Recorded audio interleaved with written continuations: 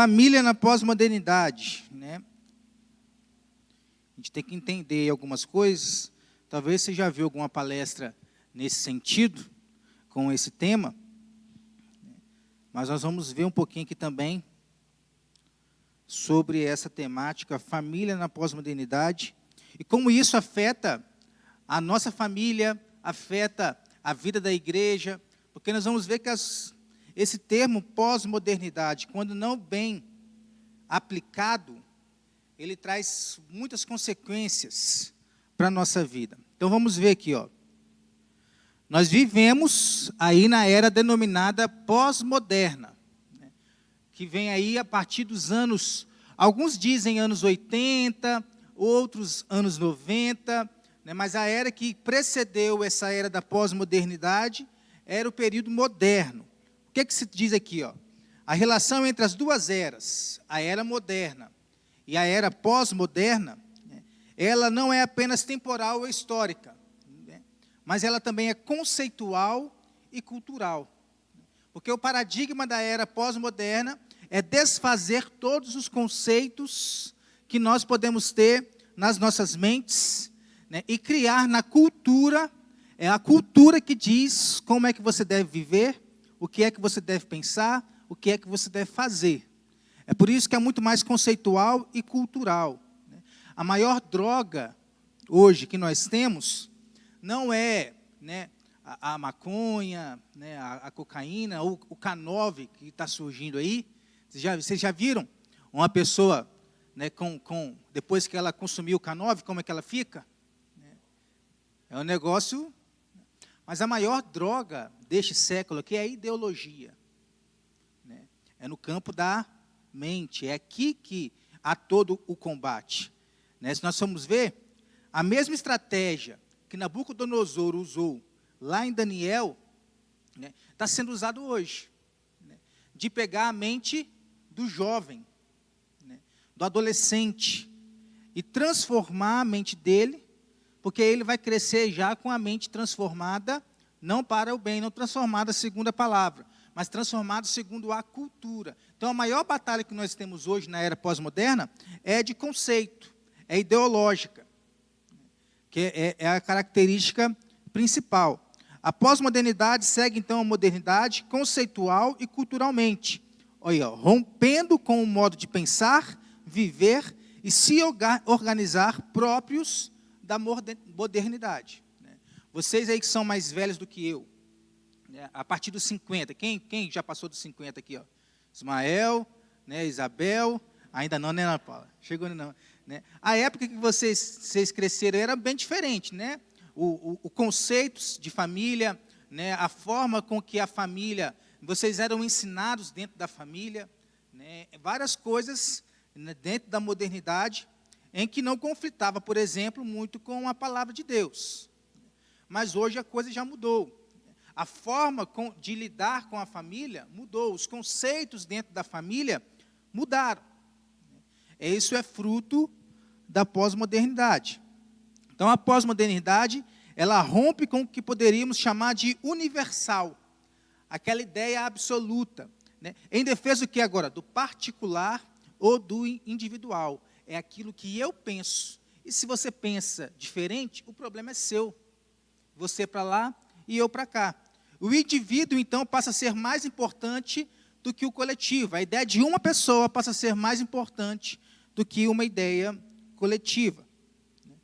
Na modernidade, antigamente, se falava em uma verdade universal e absoluta. É isso aqui e pronto. Hoje, falar nisso, numa verdade absoluta, é algo até inaceitável. Não existe verdade absoluta, né? Mas a pessoa, ao afirmar isso, ela está criando uma verdade para ela.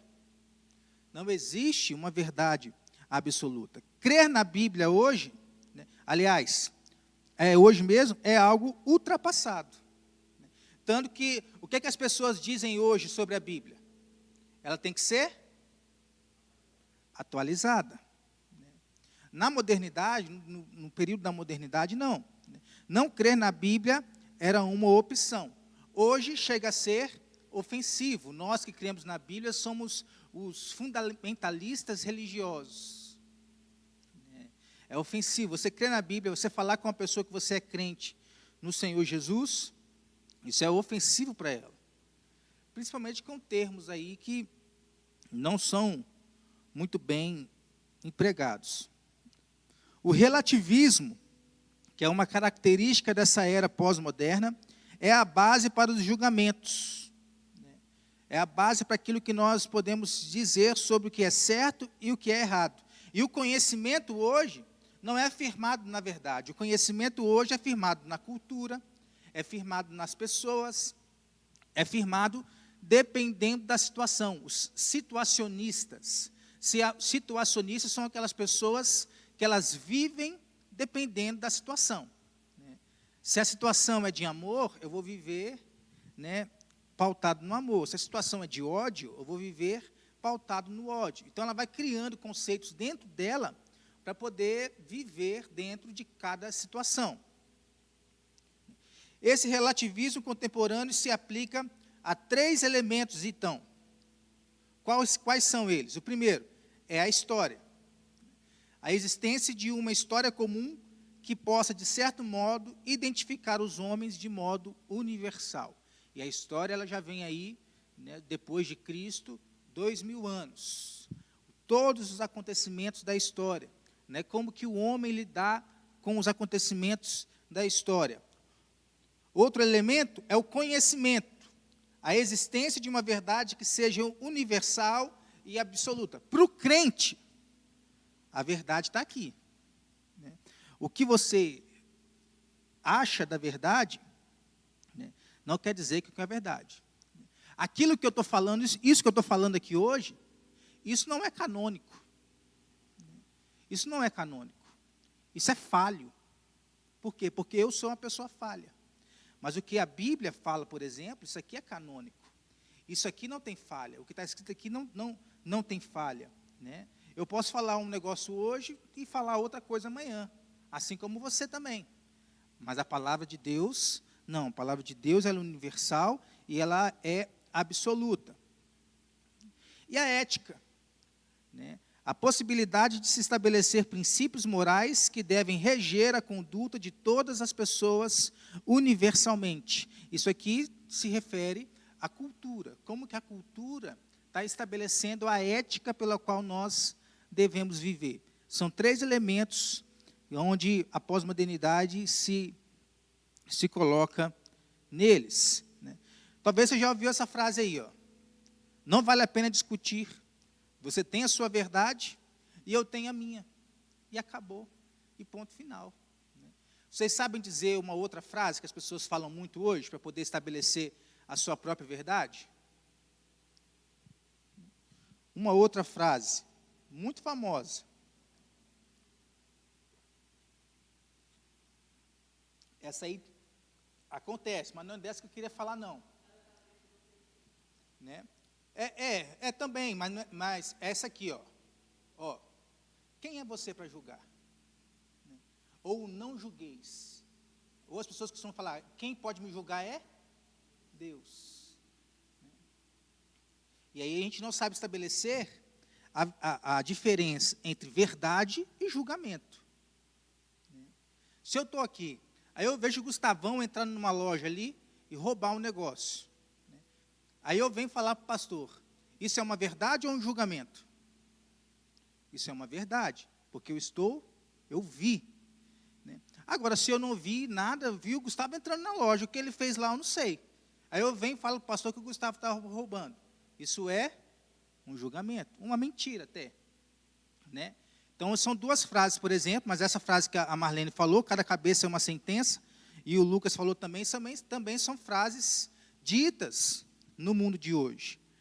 Tais palavras e ações revelam como o relativismo tomou conta de nossos dias e como será difícil para os que acreditam em um único Deus e na sua palavra revelada viver em um mundo cada vez mais agnóstico, conhecimento de Deus, panteísta, tudo é Deus, a cadeira é Deus, a sua caneta é Deus, o seu óculos é Deus, e relativista, onde não há uma verdade absoluta. Eu acabei de ver um vídeo ali agora há pouco, o presbítero Walter me mostrando, é uma mulher que ela se denomina agora boiceta. Boiceta, né? Não tem um gênero fluido, né? Isso é fruto aqui, ó, de panteísmo, de relativismo, de agnosticismo, boiceta, né? Não sei nem o que significa isso aí, né? Mas é como as pessoas, se eu quiser falar aqui para vocês hoje que eu sou um dragão de 7 cabeças, ai de vocês se disser que eu não sou um dragão de 7 cabeças. Hoje as pessoas podem falar o que elas querem, né? Podem falar como que elas querem ser identificadas, né? Hoje só não pode falar que você é homem e mulher. Essas ideias, onde que elas estão? Nas escolas. O Paulo postou um vídeo ontem lá no grupo dos homens, que nas escolas da rede aqui, da prefeitura, estão levando meninos pequenos até lá o Minas Centro, se não me engano, onde está tendo umas exposições lá, com os livros, com os títulos que não cabe nem falar aqui. Sendo implantado nas escolas, nas universidades, nos livros, na televisão, né? Principalmente naquela rede que você sabe qual é, né? Nos filmes, não tem um filme hoje que não tem uma lacração. Não tem um filme hoje que não tem uma ideologia por trás. Até os desenhos infantis, exatamente. Os jornais, as revistas, né? Estão passando para o cidadão comum, né? E não mais de forma sutil, de forma velada, mas aberta, né? Vide o show aí da ridícula lá, que foi passado na TV. Não está mais de forma sutil, é de forma aberta agora. Não tem mais a forma velada, é de forma aberta. Isso tudo desafia a nossa fé. Enquanto as pessoas estavam lá gastando as suas vidas, os seus recursos lá no Rio Grande do Sul, do outro lado do país, o povo estava num culto a Satanás. Isso tudo está sendo colocado na mente das pessoas. Aí você fala assim, pastor, mas é só não assistir. Mas não é só não assistir. Pega, por exemplo, o exemplo lá da minha cidade, lá em Aracruz, né? Na minha casa. Só pega Globo. Eles só assistem Globo. Mas por quê? Não tem uma outra opção? Né? Tem outras opções. Mas o que todo mundo assiste é Globo. Aí a gente chega lá, desliga a televisão, né? E se eu desligo a televisão, eu sou o quê? Ruim. Está sendo ruim com a sua avó, deixa a sua avó assistir a televisão. Não sou ruim com a minha avó. Né? Tem que filtrar o que ela está assistindo. Porque tudo que se passa entra na mente das pessoas como uma verdade. Como viver neste tempo, então? Onde os valores éticos e morais estão se tornando cada vez mais vulneráveis. Há uma forma para nós vivermos neste tempo. E é a forma da palavra de Deus. Ensinando a verdade da fé cristã com coragem, persistência, esperança, amor. Eu estava falando com o presbítero Walter hoje mais cedo, preparando aqui as coisas para o café, né? A Bíblia diz que os filhos das trevas são mais astutos que os filhos da luz. Isso é uma verdade. É só pegar a nossa forma de viver o Evangelho e comparar. Né? O filho das trevas, se for precisar dele 5 horas da manhã, para poder fazer bagunça na rua, o que ele faz? Ele vai. O filho da luz, se for preciso acordar 5 horas da manhã para vir orar, o que ele faz? Está cedo, fica dormindo. Pega um exemplo somente, né, da Igreja Católica, naquela semana, Semana da Paixão, que faz os tapetes, né, Corpus Christi. Aqui, pelo que eu vi, não é muito cultural, né, mas lá na minha cidade, a cidade para. O trânsito para. Por quê? Os tapetes estão sendo feitos. Você vai lá, de manhã, Você vai lá de tarde, você vai lá de noite, você vai lá de madrugada, tá os católicos lá unidos, preparando os tapetes. Né? Pega para o crente fazer algo parecido. Ah, porque está muito cedo. Ah, para que vai fazer isso? Ah, porque eu não concordo com isso. Ah, porque isso, porque aquilo, porque aquilo. Os filhos das trevas são mais astutos do que os filhos da luz. E eles demonstram isso na sua forma de viver. E nós brincando de ser crente. E nós brincando de ser evangélicos. A gente diz que crê na Bíblia, mas não vive de acordo com a Bíblia. Por isso que hoje se perdeu, por exemplo, essa coragem. A gente não tem mais a coragem de se falar do Evangelho. Por quê? A gente não sabe como é que vai ser recebido. Né? Ou a gente não sabe como é que vai ser no meu emprego lá, se eu falar de Jesus para alguém, essa pessoa vai me denunciar lá para o meu patrão, eu vou ficar sem emprego. A persistência, a esperança, o amor. E olha o que a Bíblia diz. Deus não nos deu espírito de covardia, mas de poder, de amor e de equilíbrio. Tem como viver neste mundo mal, que sempre foi mal, gente. O mundo, a partir de Gênesis 3, sempre foi mal. Sempre. A partir da queda, o mundo jaz no maligno. E nós estamos aí inseridos nele. Nós estamos dentro deste mundo. E como que nós devemos viver? Com um espírito de coragem, de persistência, de esperança, de amor, porque Deus não nos deu o espírito de covardia. A Bíblia diz que nós não somos daqueles que retrocedem, que andam para trás. Então é possível viver neste mundo caído. Basta que a gente tenha a cosmovisão, como nós já vimos aqui. Basta que o óculos em que a gente enxerga as coisas, ele esteja pautado dentro da palavra. Então, a família cristã e os desafios da pós-modernidade. Nós vamos ver aqui uma abordagem bíblica e histórica em torno da família cristã. Nós vamos ver a família no Antigo Testamento, a família no Novo Testamento e como que nós devemos viver. A sociedade pós-moderna trouxe o quê? Quebra de valores éticos e sociais da família. Saímos de um modelo de família patriarcal, essa palavra que hoje não pode ser dita, né? Centrado na figura do pai, como administrador do núcleo familiar, para um modelo de família que tem seus conceitos pluralizados e que é diretamente influenciado pelas novas configurações humanísticas, secularistas e relativistas da sociedade pós-moderna. Eu não estou falando aqui, por exemplo, nós temos as nossas irmãs, né, que já foram casadas, hoje são divorciadas e criam seus filhos. Não é disso que eu estou falando aqui. Né? Elas se casaram, por algum motivo não deu certo, né? Tiveram que quebrar essa comunhão com o cônjuge, né? E agora cuidam das suas famílias de uma forma diferente do modelo convencional. Qual que é o modelo convencional de família? Pai, mãe e filho ou filhos. Aí é com cada um. Mas hoje não. Por que hoje não? A pós-modernidade trouxe consigo as marcas que estão impregnadas nos valores sociais instituídos por Deus. Quais são os valores sociais instituídos por Deus?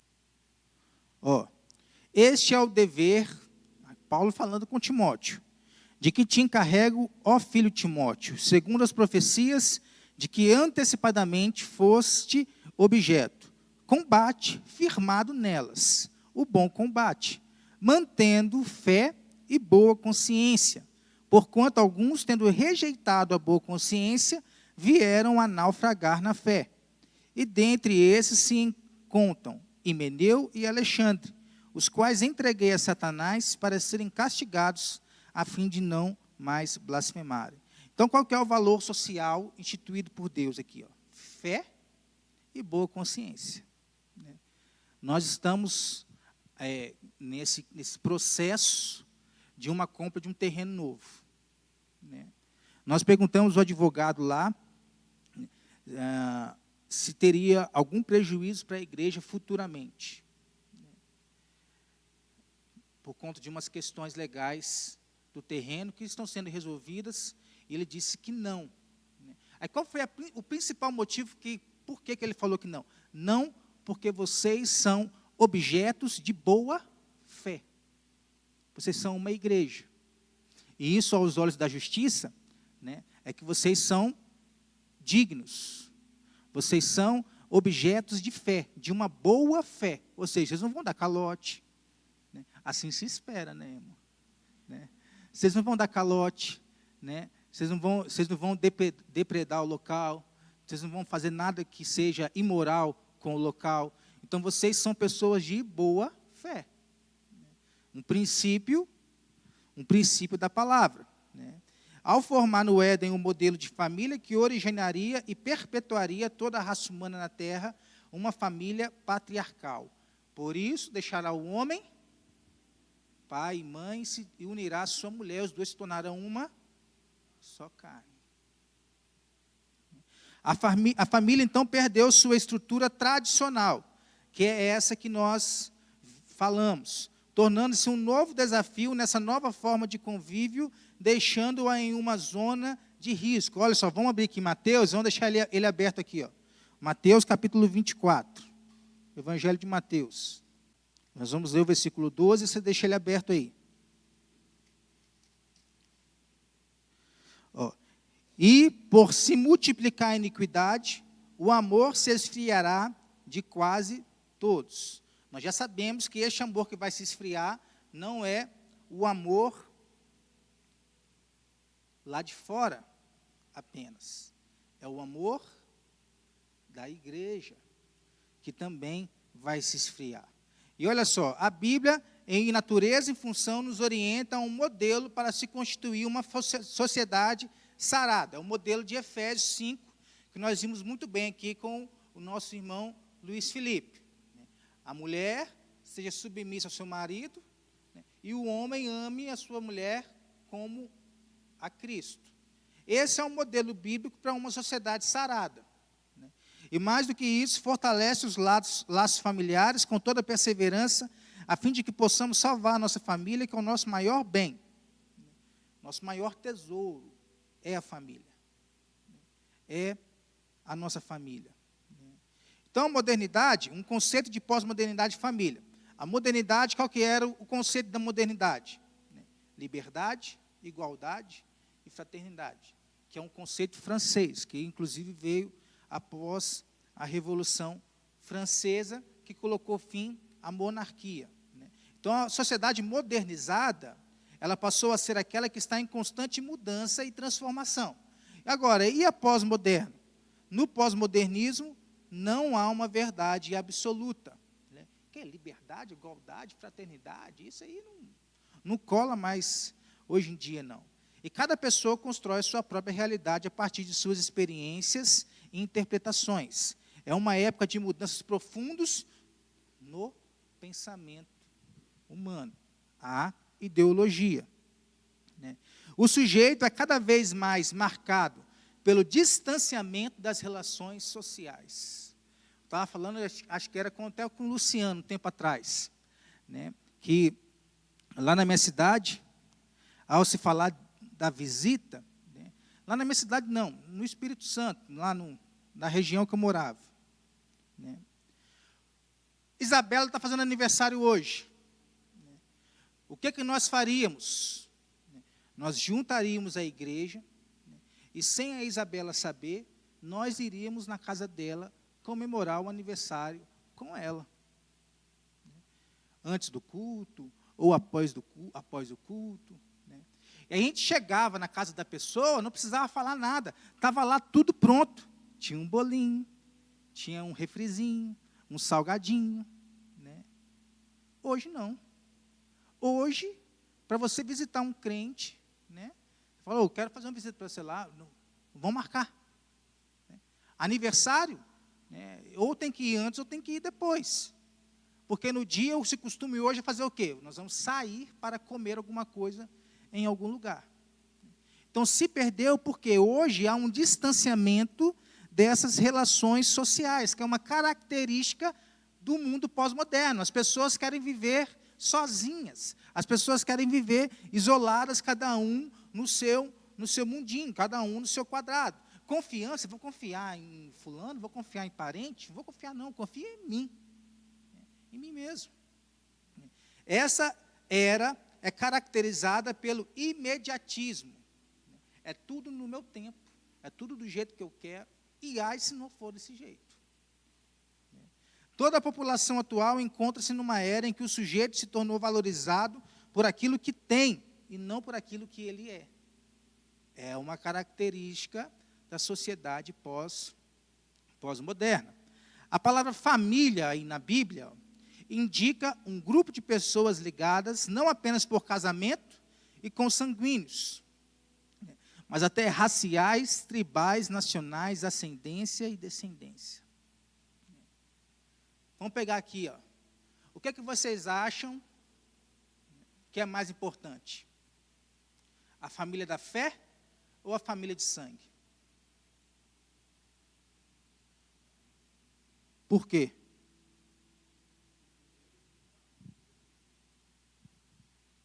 Nesse conceito, se um parente seu morrer sem conhecer Jesus, para onde que ele vai? E quem é que vai ficar com você na eternidade? A família da fé. Então, dentro dessa visão, a família da fé, ela é mais importante do que a família de sangue. Por quê? Nós vamos viver na eternidade juntos. É esse o segredo. Tanto que a Bíblia nos manda, primeiro fazer o bem a quem? Os da fé. Os da família da fé. E aí eu não estou dizendo, Cristiano, que você tem que desvalorizar a sua família por conta disso, não. Pelo contrário, tem que ser mesmo valorizada. Mas nós fazemos uma coisa em detrimento da outra. Pode falar.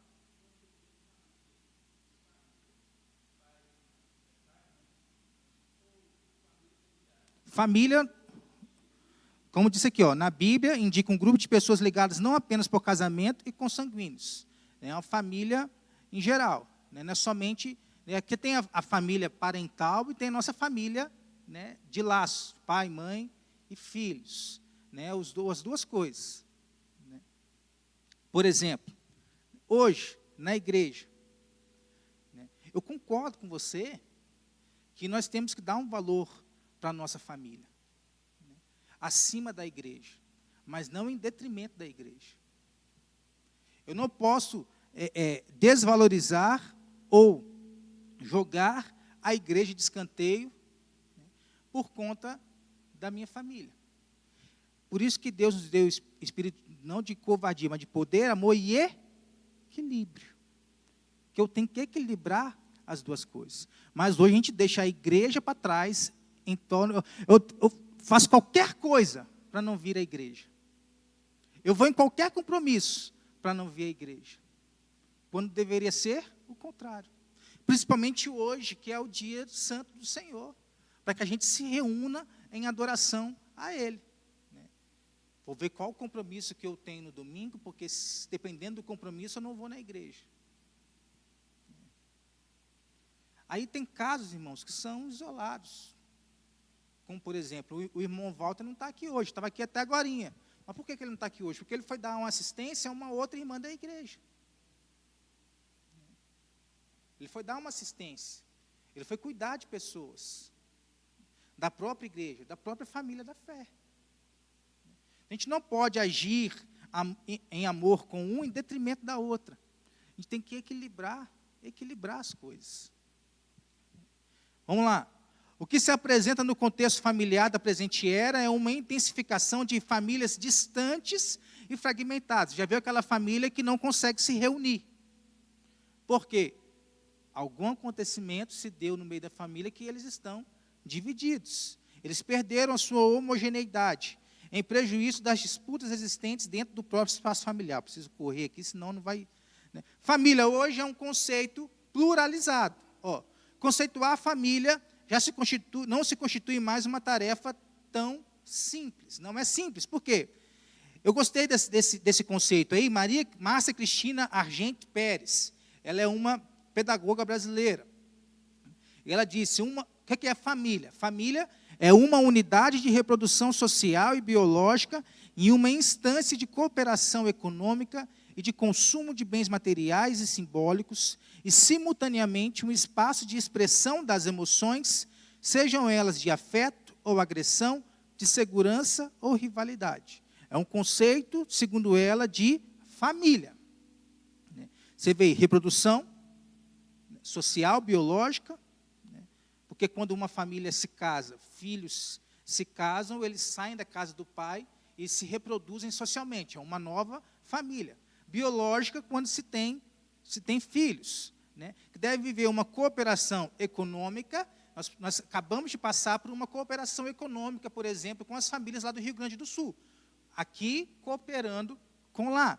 Consumo de bens materiais, espaço de expressão das emoções, aí sejam elas afeto ou agressão, que existe no seio familiar, segurança ou rivalidade. Já viu aquele irmão que não se dá com o irmão? Ou uma família que não se dá com a família?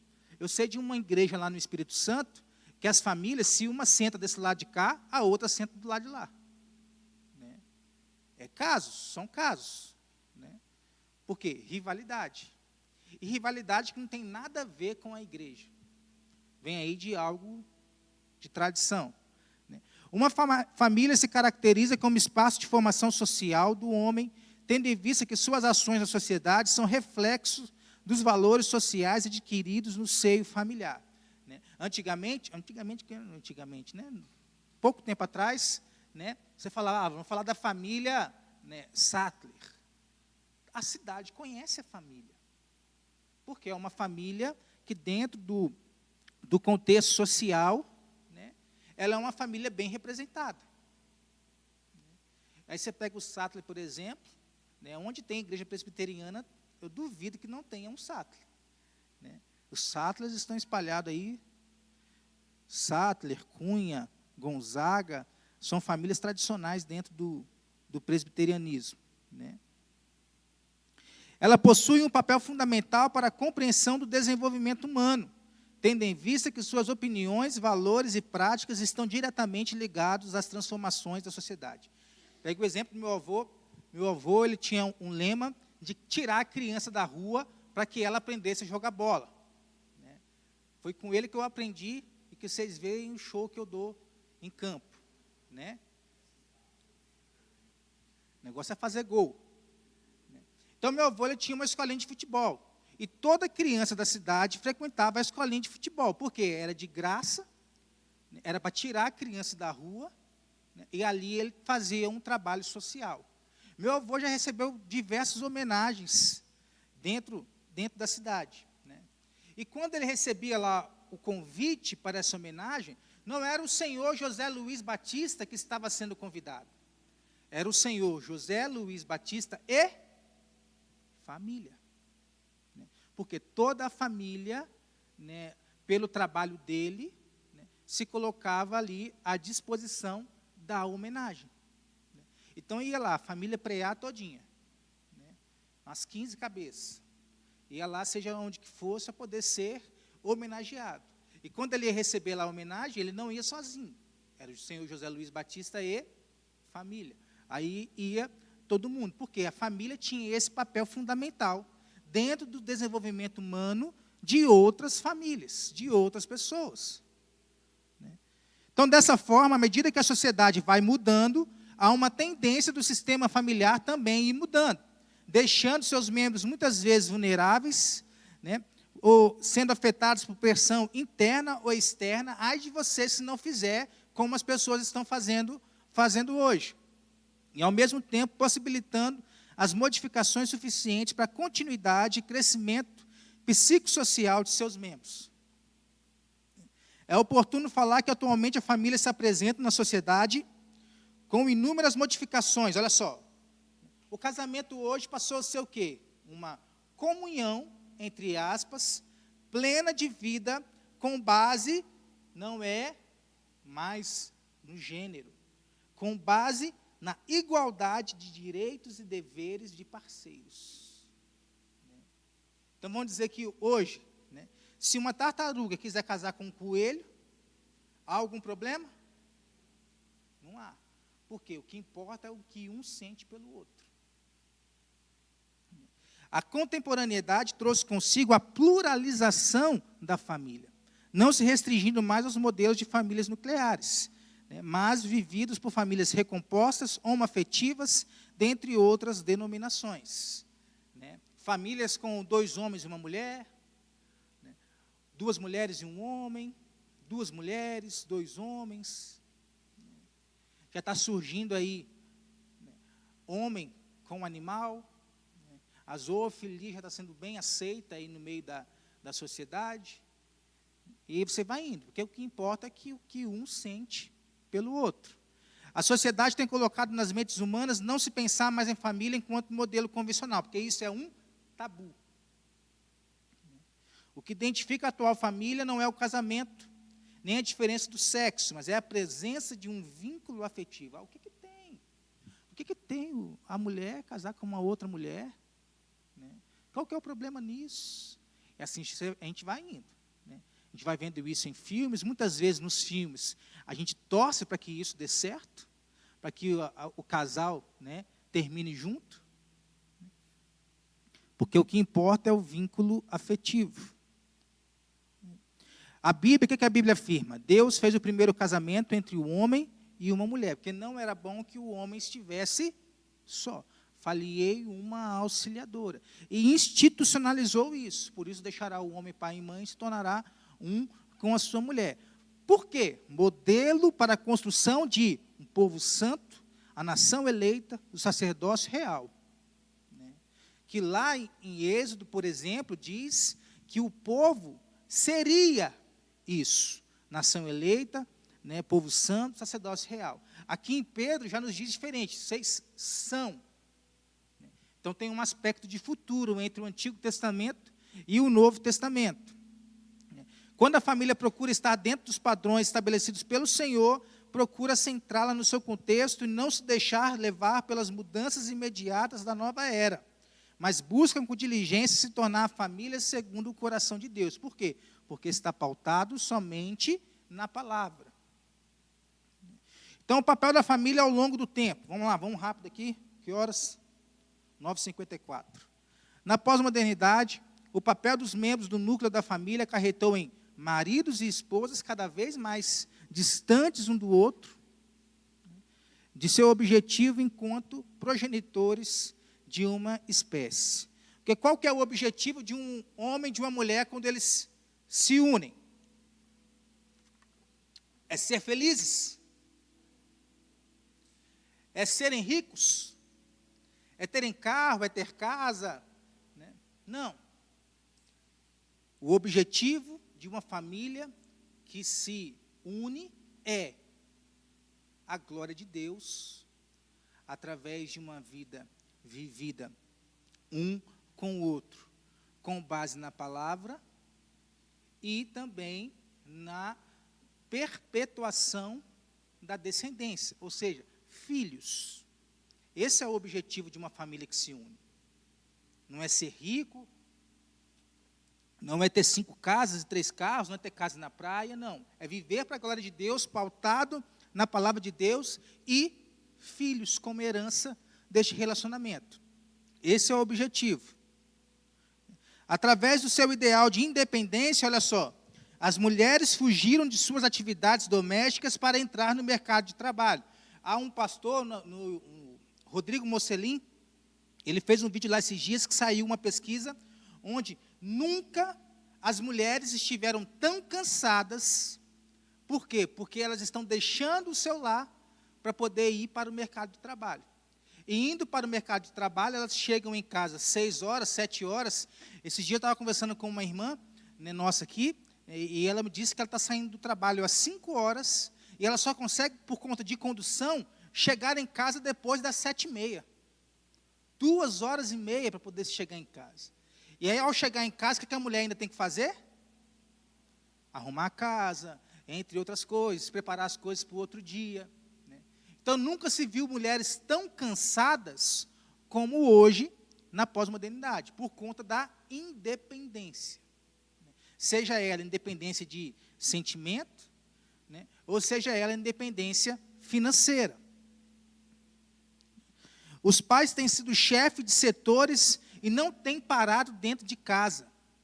Ou, em outros casos, eles ficam dentro de casa porque quem sai para trabalhar é a mulher. Então, se troca a função. Aí, os pais, hoje, eles estão cada vez mais, as mulheres cansadas e os pais mais femininos.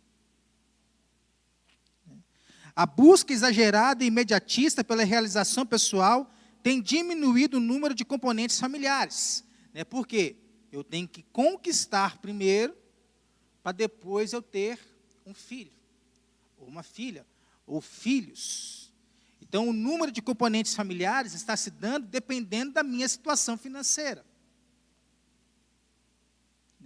A família tem sofrido influências do contexto político, econômico e cultural, tendo em vista que a cada dia que se passa, os valores vão se redefinindo e muitas vezes já não se sabem quais são as regras dentro dos lares.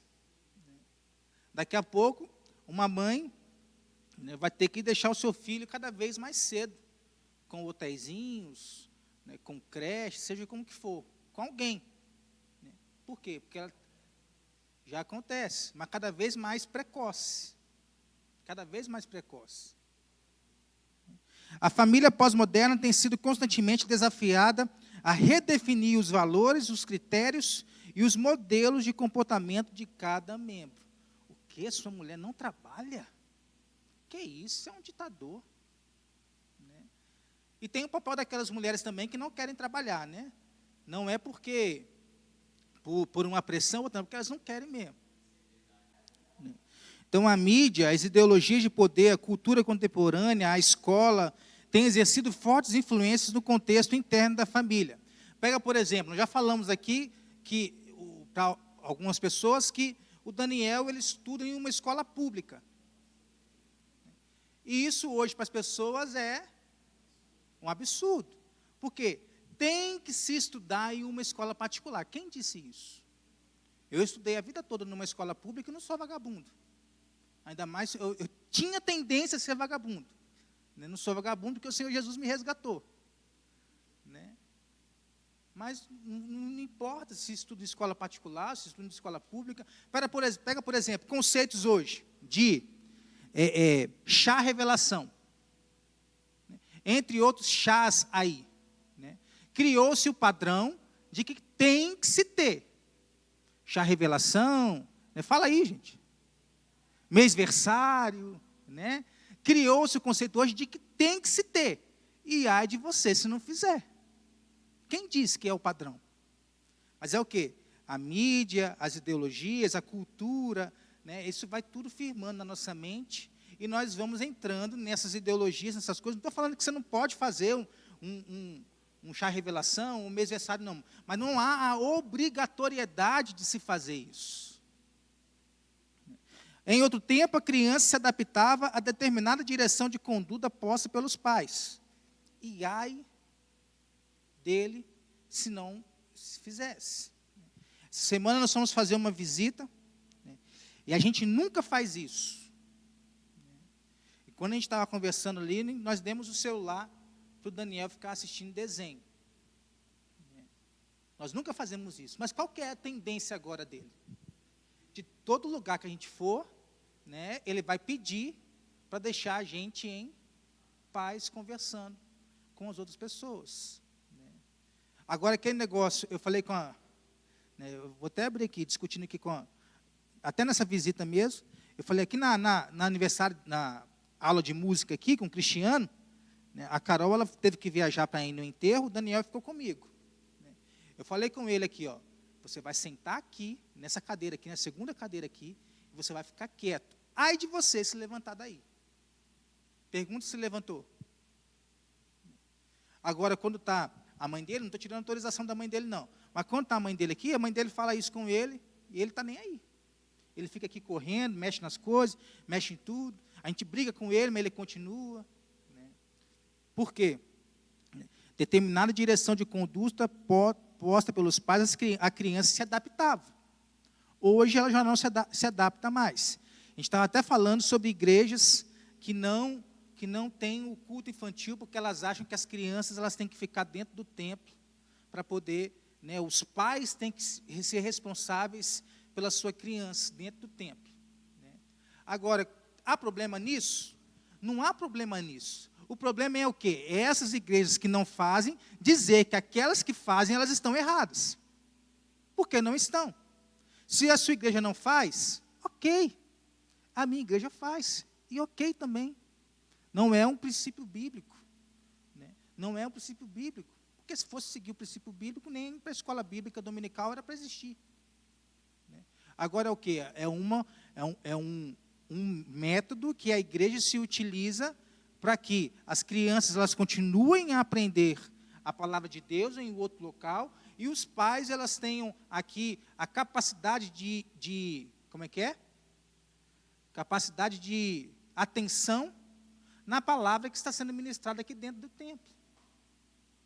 Agora, eu dizer que aquela igreja que não faz está errado, eu não posso dizer isso. Ou aquela igreja que faz está errado, eu não posso dizer isso, né? Fica aí, a conduta pelos pais hoje, com o distanciamento dos pais, a função de transmitir valores fica direta, profunda, conferida à mídia e às escolas, e muitas vezes à igreja. Os pais terceirizam isso para a igreja. A igreja não é obrigada a educar seu filho, não. É a classe social que determina o padrão de comportamento dos membros de determinada família, sendo que se uma família sai de determinada classe social, por algum motivo, trabalho, né, ganhou na loteria, né, virou youtuber, não sei, né, deve se adaptar às condutas e valores dessa nova classe em um abrir e fechar de olhos. Então, se eu sou de uma classe mais rica, né, onde é que eu tenho que estar? No meio dos ricos, né? O papel de membros de uma determinada família deve buscar um ideal de família unida, alicerçada e protegida deste mundo globalizado, tendo como resultado filhos sadios e de boa conduta, amantes do vínculo familiar. Já viu aquela família que ama estar junta? É assim que tem que ser, irmãos. Agora, o papel da família no Antigo Testamento. Talvez você vai achar aqui que é num pós-moderno hoje, a Bíblia ela é machista, né? Mas não é a Bíblia que é machista. É o mundo hoje que criou essa identidade sobre a Bíblia. Nós não temos como cobrar machismo, feminismo ou outros ismos da época bíblica, irmãos. O Antigo Testamento traz alguns termos para descrever família. São 3 palavras que designam família: Bait, Bet e Mishahá, né? O Bait designa tanto uma residência, tem mais a ver com a habitação, com um local, um templo, um lar, a parte interior da casa, né? Ou moradores de uma mesma casa. O Bet é significado literal, é casa. As pessoas de uma casa. Quando junta aí a palavra Av, que é pai em hebraico, fica a casa do pai. Quando junta a palavra, por exemplo, El, que é Deus em hebraico, é a casa de Deus. Betel, a casa de Deus. Então, Bet é casa. E Mishahá significa famílias, parentes ou clã. Já é mais a quem pertence a essa família. A ênfase está nos laços sanguíneos que existem entre as pessoas de um mesmo círculo, descrevendo o grupo de pessoas que vivem no mesmo lugar ou em várias aldeias e que têm interesses e deveres comuns. O conceito de família para o hebreu, para o povo do Antigo Testamento, abrangia tanto os parentes próximos, os longínquos, quanto os escravos, desde que houvesse uma relação de sangue ou de camadas. Já podia se constituir uma família. A nação de Israel, ela foi formada por tribos. Dessas tribos formavam clãs, que eram grupos de famílias unidas, por laços consanguíneos. Pega esse texto aqui, por exemplo, de Josué, capítulo 7, nós temos Acã. O que Acã fez? Oi? Ele roubou. Era cabra?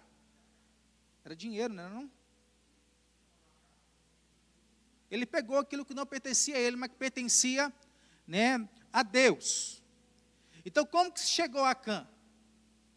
Pelo Urim e Tumim, né, que era a prática, a sorte da época, né? Mas ele pegou primeiro o quê? clã, a tribo. De que tribo que é? Da tribo tal. Depois pegou o clã. De que clã que é? O clã tal. Depois pegou a família. De que família que é? A família tal. Até que chegassem a Cã. Era assim que funcionava, tinha uma hierarquia. Né? Toda a nação de Israel era efetivamente uma grande família de famílias. Por quê? Eles viviam juntos. A família no Antigo Testamento era definitivamente patriarcal. Um dos termos que designavam era a casa paterna. Você vê, a genealogia sempre começava com a figura do pai, figura paterna. A figura do pai, ela representava a autoridade. Era ele que possuía todo o poder dentro da casa, sobre os filhos solteiros, inclusive sobre os filhos casados, cujo morasse no mesmo local que ele. Né? Inclusive, ele tinha o dever de quem deveria viver ou morrer. Olha só. Né? Sempre que quando havia uma queixa de um pai, a casa real pronunciava a sentença de morte, porque era a palavra do pai é que tinha autoridade. Outra coisa, sobre a mulher agora, a condição de fertilidade da mulher. Hoje, na nossa era, quanto menos filhos, melhor. As mulheres querem ter menos filhos. Mas na época do Antigo Testamento, a infertilidade era considerada uma maldição. Já a fertilidade sempre foi sinal de vitória. Quanto mais filhos, mais próspera aquela família era. Tanto prosperidade no âmbito espiritual, quanto prosperidade no âmbito material. Principalmente se a família tivesse filhos homens. Por quê? Quando a família ela tinha um filho homem, era certeza de que aquele homem iria continuar o negócio da família. Quando tinha filhos mulheres, era certeza de que isso não iria acontecer. Toda mulher, ao casar, queria dar filhos a seu esposo, pois a fertilidade era considerada como parte essencial da promessa de Deus ao povo judeu em perpetuar a espécie. É por isso que a nossa teologia é uma teologia de aliança. Nós cremos que o mesmo Deus que nos alcançou, também alcançou a nossa descendência. Quando um homem casado morria sem deixar filhos, a viúva tinha que ir lá e ter relações com o irmão deste homem, para poder perpetuar a família. Né? E quando isso não era possível de acontecer, toda a família ela tinha um resgatador. Aí nós vemos o exemplo ali de Boaz e Ruth. A mulher estéril, ela tinha duas opções: orar a Deus, contando com a sua mão para poder lhe abrir a madre, foi o exemplo de Ana em 1 Samuel, ou deveria dar uma de suas escravas ao marido, para que através dela pudesse dar filhos ao seu esposo. Com quem que aconteceu isso aqui? Sara. Aí a gente vê o nosso queridão Ismael, né, e Isaac, né, dois povos diferentes, que são os povos que estão fazendo o que hoje?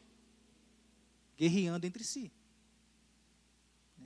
Toda criança de sexo masculino deveria ser circuncidada ao 8º dia de vida, a fim de cumprir a aliança que Deus fez com os seus. Isso era para o homem. A mulher, não. A mulher era como se fosse algo alheio. O Novo Testamento veio quebrar isso. As mulheres trabalhavam em casa e no campo. Elas tinham posição pouco privilegiada, tanto na sociedade como na família.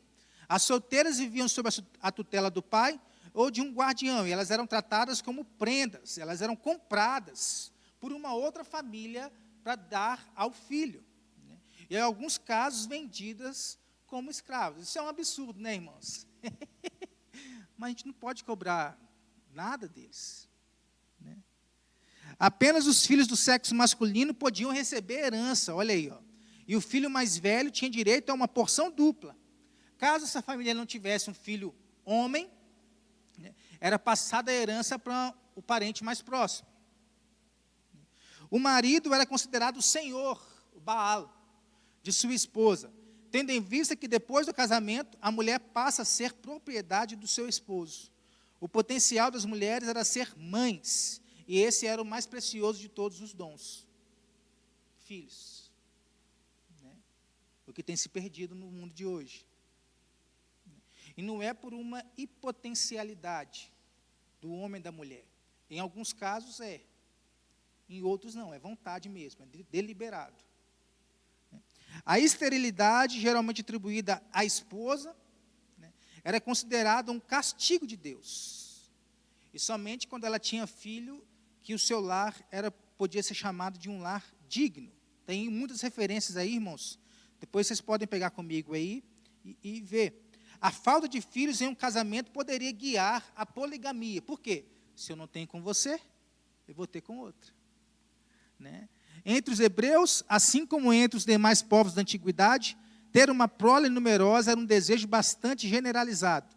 Muitos filhos eram considerados uma vitória. Eles eram comparados a setas na mão do valente, como diz o Salmo 127. Na sociedade atual, virou tabu falar em família patriarcal, em família com muitos filhos, porque contrapõe a pós-modernidade. Enquanto a família patriarcal estava concebida em torno do grupo, sob a figura do homem, do pai, que dava todos os comandos, né, sem deixar de lado o diálogo, a solidariedade e o apreço pelos seus membros da família, a família de hoje é cada vez mais egoísta, individualista, com menos diálogo, né, a tal ponto de cada integrante familiar delimitar o seu espaço físico ou invisível dentro da própria casa. Né? Muitas vezes escondendo até comida um do outro. Mas não estava falando de você não, tá? Né? Se fosse jogar indireto para alguém, era para minha tia que fazia isso, escondia comida nossa para que a gente não comesse, minha e dos meus irmãos. Né? Isso é consequência de decisões e escolhas individuais. Então, a esposa deixou de ser submissa ao marido e o marido perdeu o seu amor pela sua esposa, que são os dois pilares de um casamento. Tem acontecido muito isso, inclusive entre as famílias dentro do contexto cristão, irmãos. Já no Novo Testamento, a gente vê que as coisas já mudam um pouco. Por quê? Olha só, as declarações do que se refere ao tema casamento e família, tanto no Antigo como no Novo Testamento, têm relação direta com a mensagem total das Escrituras que norteia o testemunho de Cristo. Cada família, o seu objetivo, como eu falei, é viver pela glória de Cristo, de Deus, testemunhando de Cristo. O objetivo da família é esse. Após Jesus ter nascido, Maria teve mais filhos. Fala aí, quais são os filhos de Maria? Tiago, tem mais um. Não. O mesmo nome daquele que acusou Jesus. Não. Judas. Que não é o Iscariotes, é outro Judas. Porém, não há evidência de que ela viveu um casamento conturbado, dando maus espelhos a Cristo, mas se vê na história uma verdadeira harmonia entre ela e seu esposo, fazendo com que seu filho crescesse na graça e no conhecimento do nosso Senhor. O resultado disso é a verdadeira alegria dos pais na vida de um jovem cheio da presença do Senhor e coletor dos princípios da palavra de Deus. Quem é o pai ou a mãe que não quer isso aqui? Que não deseja isso aqui para o seu filho? Filho na presença do Senhor, né, vivendo a vida do Evangelho. Tanto que naquele acontecimento do casamento, né, Maria estava ali arrumando, ajudando nas coisas. O que Jesus disse sobre ela? Fazer tudo o que ela manda. Pode fazer. Por quê? Ela dava o exemplo para o seu filho. Aquilo que todo pai, toda mãe, ela deve fazer com o seu filho. Né? Dar o exemplo. Não muito diferente do Antigo Testamento, a família era governada pela figura do pai. Né? Igual ao Antigo Testamento. No casamento, o homem chegava ao matrimônio com uma idade mais avançada do que da mulher. Né? Não sei se havia casos aí, na Bíblia não nos mostra casos em que a mulher era mais velha que o homem. Né? Mas desde os 5 anos de idade, o homem ele já deveria ter o cuidado de aprender a lei, pois ele seria o responsável pelo seu novo lar. Deuteronômio 6, capítulo 6, vai ser pregado aqui hoje. Tem um esboço ali da pregação no nosso boletim. Tudo isso leva a entender que ele seria o governador da mulher, tendo em vista que ela adentrava no casamento sem saber quase de nada, porque isso era cultural, né? e bem mais jovem do que o homem. Esse casamento normalmente acontecia 1 ano depois de um contrato ou promessa que era feito. Nós pega, por exemplo, o exemplo do Antigo Testamento, daquele servo que foi encontrar uma mulher para Isaac, né? Quando ele encontra lá Rebeca, e os pais autorizam Rebeca a ir com aquele homem, ali já era firmado o casamento. É por isso que quando Isaac ele vê Rebeca, a primeira coisa que eles fazem é ter uma relação, porque eles já estavam casados. Os pais já tinham dado a autorização. Era o contexto, era a forma de se fazer o casamento, na época bíblica. A noiva passava da autoridade do pai para o marido, vivendo sob o mesmo teto da família do esposo. E se morasse debaixo da casa do pai, do esposo, deveria ali se adaptar a uma comunidade totalmente diferente, a uma forma de lidar com a família totalmente diferente da dela. A guarda dos filhos desse relacionamento era do marido, deixando um jovem totalmente independente. Era função do pai, tanto espiritual quanto social, de aprendizado, entre outras coisas. O menino já crescia independente. Na chegada de Jesus, agora começou-se a valorizar a figura feminina. João Batista mesmo começou a divulgar a ideia do batismo, que antes era circuncisão e que não se fazia com a mulher. Agora, no Novo Testamento, mulheres podem ser batizadas, dando agora um maior envolvimento à mulher na vida religiosa, que também deve ter acesso a Deus. Jesus quebra o protocolo de uma sociedade machista. O que Jesus fez? Não se podia conversar em praça pública, em lugar público com uma mulher. Jesus foi lá e conversou com a mulher. Ele não só falou com mulheres, permitiu que as mulheres o seguissem, discutia teologia com as mulheres, colocava-se em posição equipada do homem perante Deus. Quem diz que Deus é somente para o homem? É para a mulher também. Então, falar em família no Novo Testamento é se espelhar em Jesus e entender o verdadeiro sentido de uma conjuntura que fortalece o indivíduo e capacita em todo momento de sua vida. Por quê? Muito embora tivesse chegado ao mundo através de uma família normal, com pais, Maria, José, irmãos, a família normal. Ele experimentou uma infância de crescimento total em todas as esferas. Ele foi ensinado por essa família normal, no temor do Senhor, na graça do Senhor, no conhecimento do Senhor, e isso refletiu dentro do seu ministério. Na fase adulta, ainda que sem lar fixo, o profeta não tem onde reclinar sua cabeça, ele desfrutou da hospitalidade de um lar, ou seja, de uma família, ou de várias famílias. Entre essas famílias, Lázaro, Marta e Maria. O seu primeiro milagre foi realizado em um casamento. E o objetivo do milagre lá, irmãos, não é ter bebida no casamento, não, tá? O objetivo principal do milagre é mostrar o poder de Jesus para os discípulos. Jesus fez muitos outros milagres que desenvolveu a sua preocupação com a família. Como que ele nos ensinou a orar? Pai Nosso. Apresentou com o pai que esperava alerta o retorno do filho pródigo. O pai, Deus, estava ali esperando o filho pródigo retornar. Quando o viu, abraçou ele. Na cruz, preocupando-se com a segurança de sua mãe, encarregou João de cuidar dela, o discípulo amado. Muito do ministério público de Jesus foi voltado para a família. Ensinou que o quarto mandamento de honrar pai e mãe permanece válido acima das obrigações culturais e de casamento. Eu casei, então tenho que parar de honrar meu pai e minha mãe? Não. Tem que continuar honrando. Restabeleceu a igualdade de direitos entre homem e mulher no casamento, ao negar o direito de repúdio e a poligamia. Não existe mais isso. Você casou, você vai continuar casado. Segundo ele, as crianças tinham um alto valor como membros de seu reino. E ai do adulto que fizesse tropeçar a uma criança. Jesus é um dos maiores modelos de referência familiar. Ele dá o devido grau de importância que se deve dar à nossa família e, consequentemente, aos seus membros, enquanto agência. Duas coisas Aliás, uma coisa só que a família e a igreja é.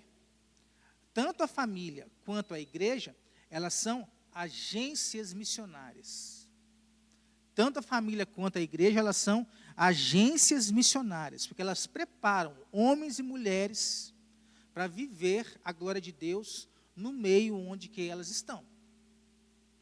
Jesus deixa evidente que o relacionamento cristão, no círculo familiar cristão, é um testemunho poderoso para os não convertidos e para uma sociedade. Talvez você tenha aí, na sua visão, a referência de uma família que foi muito importante para você. Seja no seu processo de conversão, seja no seu processo de iniciar uma família, ou seja em qualquer outro processo. O apóstolo Paulo e os outros escritores do Novo Testamento estavam familiarizados com os padrões de autoridade familiares que predominavam na época.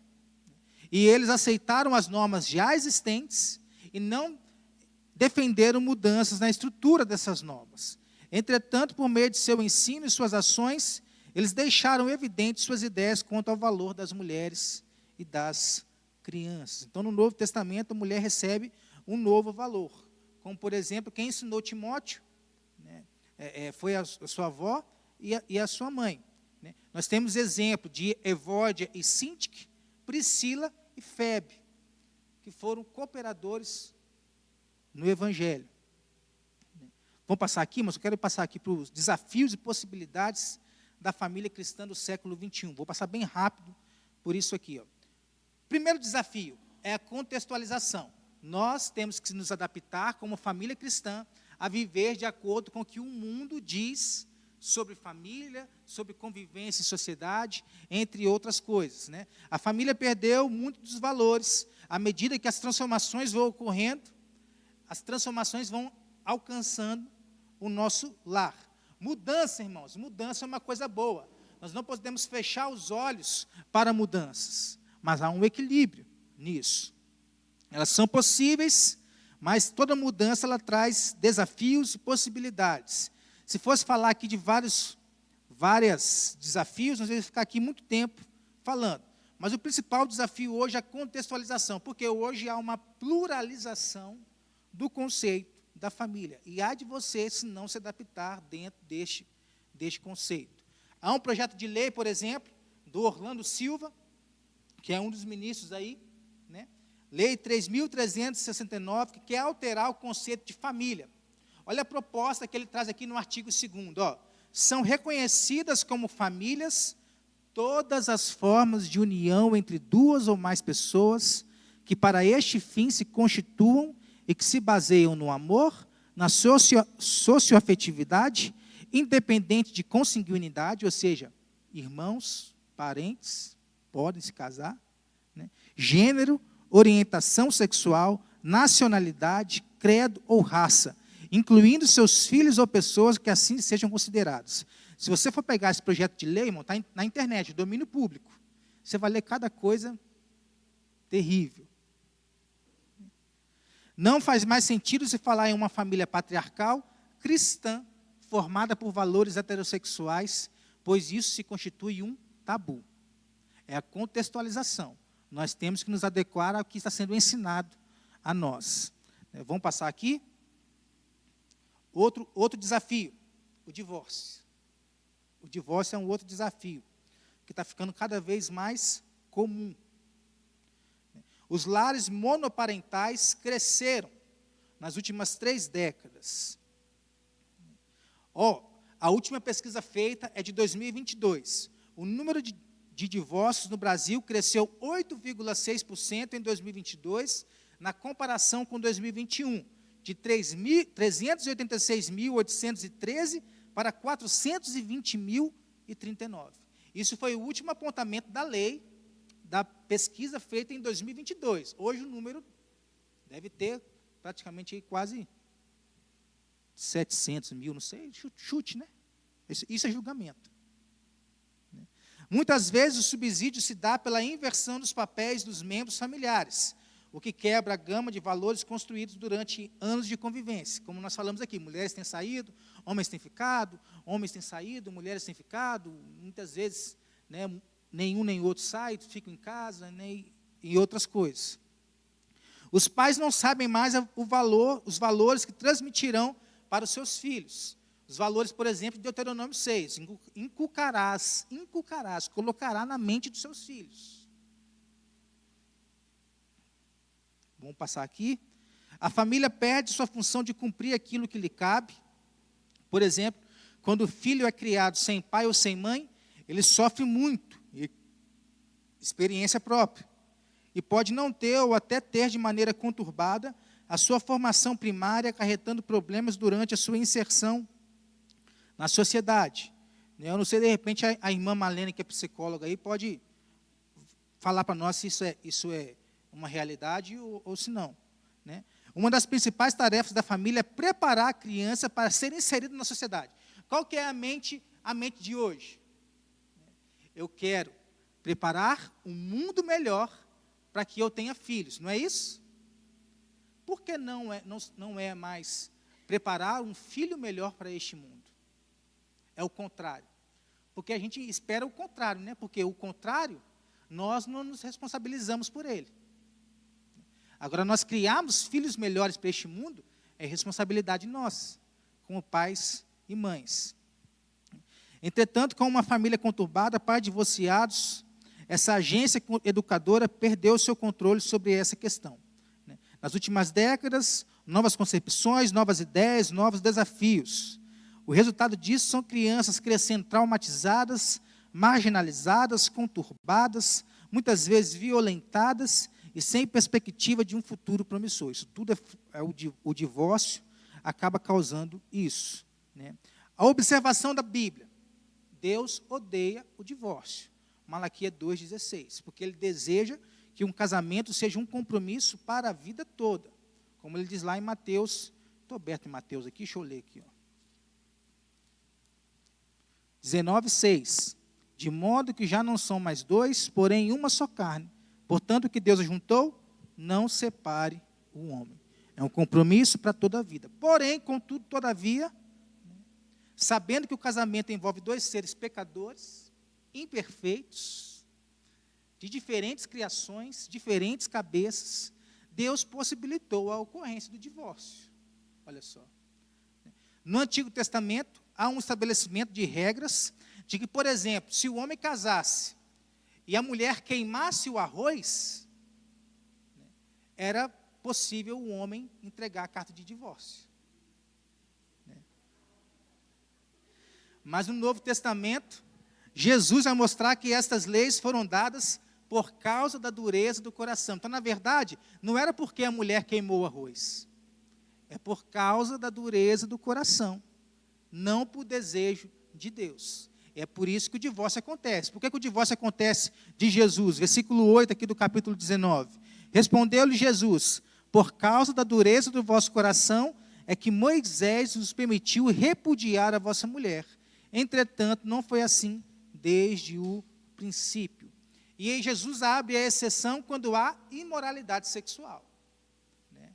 Que pode ser fornicação, prostituição, adultério, né? A quebra da aliança por relações sexuais fora do casamento. Aí há permissão para a parte ofendida casar novamente. Né? Ou ficar solteiro, problema nenhum, não. Quem te completa é Jesus, não é homem nem mulher, não. Quem te completa é Jesus. Isso porque a possibilidade de um segundo casamento era uma manifestação, uma demonstração da misericórdia de Deus sobre aquela mulher, sobre aquele homem que tinha sido ofendido com a relação sexual fora do casamento. A pessoa que adulterou, não. Se fizer isso, ela está em pecado. Infelizmente, o índice de dados entre aqueles que se declaram cristãos é quase alto, tão alto quanto no mundo não crente. E esses desafios têm entrado cada vez mais na vida da igreja e feito estragos dentro da igreja. Mas há outros desafios. A eficácia da palavra na família é um desafio, irmãos. Porque para fortalecer a prática bíblica, é preciso instruir e administrar a família, dentro dos princípios bíblicos. E com as ideologias que têm sido colocadas na nossa mente, isso aqui tem se tornado cada vez mais difícil. Vamos lá. Deixa eu passar aqui para poder terminar. Outros desafios aí, Gabrielzão. Outros desafios, bem rápido aqui, ó. Educação materializada, porque hoje o que valoriza a pessoa é o que ela tem, não o que ela é. Isso determina quem são os nossos amigos, por exemplo, e também o nosso futuro. Uma educação ateísta, porque com esse materialismo exacerbado na nossa vida, o consumismo, o poder, a fama, o homem declara cada vez mais cedo que não precisa de Deus. É por isso que os Estados Unidos, por exemplo, é a nação mais ateísta do mundo. Por quê? Lá, material, você consegue com uma facilidade. Então, eles não dependem de Deus para nada. Educação relativizada, verdades, valores morais, éticos, já não são mais absolutos. A sociedade tornou-se autônoma, independente, e cada cabeça é uma sentença. Alguém falou, foi você, né, Marlene? Cada cabeça é uma sentença. Deseducação sexual, isso aqui para mim é o mais grave. Princípios de libertinagem, sexo livre, promiscuidade, malícia, fornicação, prostituição. Mandaram um vídeo esses dias de uma mulher que agora ser prostituta, você não pode falar, mas não, é criadora de conteúdo adulto. Me mandaram um vídeo esse tempo atrás de uma dessas mulheres aí, que ela era maquiadora. Ela não ganhava nem 3 mil reais por mês. Ela fez um vídeo e passou a ganhar 200 mil. E aí ela continuou. Hoje as famílias, elas têm que quebrar, porque uma mulher que faz esse tipo de coisa, para a família dela, ela seria o quê? Repudiada. É você lá e a nossa família aqui. Hoje não, pelo motivo de ganhar muito dinheiro, as famílias estão aceitando cada vez mais isso dentro delas. Por quê? O sustento, o financeiro. E isso está chegando às nossas crianças, irmãos. É por isso que nós temos que cuidar das nossas crianças. Formação espiritual de baixa qualidade. Muitas famílias estão perdidas dentro da igreja, falta alimento sólido, são movidas por eventos e movimentos, e um pseudo-evangelho que minimiza a fé e mata as pessoas espiritualmente. Olha só, essa frase eu achei fantástica. A mídia trabalha com um forte apelo sensual e, pelo que vemos, a tendência é de quem está sujo, sujar-se cada vez mais. Elinaldo Renovato de Lima é um pastor, ele diz essa frase aí. Doenças mentais, estresse, ansiedade, que muitos dizem que são o mal desse século, Isso é fruto de um excesso de competitividade, luta por profissão, insucesso sentimental nos relacionamentos, somados a um distanciamento de Deus, tem gerado doença na vida das pessoas. Então, coloque sua família diante de Deus, agora, peça para que essas ideologias elas não venham entrar na sua casa, independente do formato da sua família. Nós somos do Senhor, precisamos estar nas mãos dEle. Senhor, nós te louvamos, ó Pai, nós te bendizemos, primeiramente aqui pela ingratidão, pela vida da Ana Maria, que se recuperou, está aí se recuperando, para a glória do Senhor. Dona Lourdes também que está aqui conosco, louvado seja o Senhor. Oramos pela vida da Cida, que o Senhor venha visitá-la naquele hospital e cuidar da saúde dela, restaurando ela cada vez mais. O seu Osmar, que hoje já começou-se a respirar, louvado seja o nome do Senhor, que a restauração seja completa e perfeita, Deus, na vida deles, em nome de Jesus, Pai. E oramos pela vida, meu Pai, do Lucas, do Rodrigo, que se encontra nessa situação de motoristas de Uber, e muitas vezes estão sujeitos a situações inadequadas, meu Pai, e que afetam não somente espiritual, quanto mental também, em nome de Jesus. Abençoa as nossas famílias, meu Pai. Nos dê aqui famílias fortes, firmadas no Teu Evangelho, famílias que desejam, acima de tudo, crescer na graça e no conhecimento do Senhor, filhos obedientes aos seus pais, obedientes ao Senhor, Deus, filhos pequenos, como os que nasceram agora, com a Ana Laura e a Antonella, que os pais venham, meu Pai, ensiná-los em Teus caminhos, como filhos da aliança, Deus, em nome de Jesus. Os filhos um pouco maiores, como as crianças que nós temos aqui, e os filhos maiores em idade, maiores em conhecimento, Pai, porque todos nós aqui somos filhos, meu Pai. Nós louvamos o Teu nome, Pai. E pedimos que o Senhor, dentro deste mundo pós-moderno, possa, meu Pai, blindar a nossa família, de viver uma vida fora da palavra do Senhor, pautada nos seus próprios desejos, nas suas próprias opiniões, nas suas próprias vontades. Não, pautadas na palavra do Senhor, no desejo do Senhor e na vontade do Senhor para a nossa vida, meu Pai. Que nós, como família da fé, possamos ajudar uns aos outros, independente da situação, a glorificar o nome do Senhor em todas as coisas. Essa é a nossa oração neste dia, no nome de Jesus, Pai. Amém.